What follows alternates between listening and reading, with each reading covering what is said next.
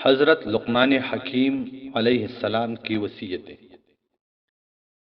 برے لوگوں کی دوستی سے دور رہو، کیونکہ یہ دوستی ننگی تلوار کی طرح ہے، جو ظاہری نظر میں بہت اچھی مگر اس کا اثر بہت برا ہے۔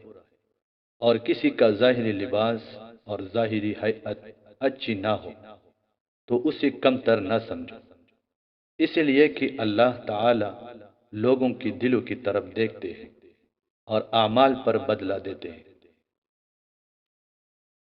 کسی صاحب حکمت سے جھگڑا نہ کرو اور کسی ہر دھرم سے بحث نہ کرو، ظالم سے دوستی نہ کرو اور ایسے کے ساتھ نہ رہو جو اپنی برائیوں کے باعث لوگوں میں بدنام ہو۔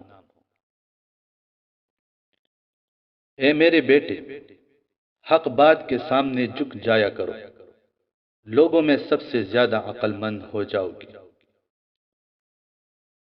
تین باتیں تین مواقع پر ہی معلوم ہوتی ہیں: کسی کی بربادی کا علم اس کے غصے کا وقت، بہادری کا میدان جنگ میں، بھائی چارگی کا حاجت کے وقت۔ اے میرے بیٹے، علماء کی مجلس میں دو زانوں بیٹھ کر شریک ہوا کرو، کیونکہ دل حکمت کی باتوں سے اسی طرح زندہ ہوتے ہیں جس طرح مردہ زمین بارش کے پانی سے۔ اے میرے بیٹے، اللہ کی اطاعت کو تجارت بنا لو، یہ تجارت خوب نفع کا سبب بنے گی۔ اے میرے بیٹے، دنیا میں اتنی مشغول نہ ہو کہ آخرت کا نقصان کر بیٹھو، اور نہ ہی دنیا سے اتنا دور ہو جاؤ لوگوں کے محتاج ہو جاؤ۔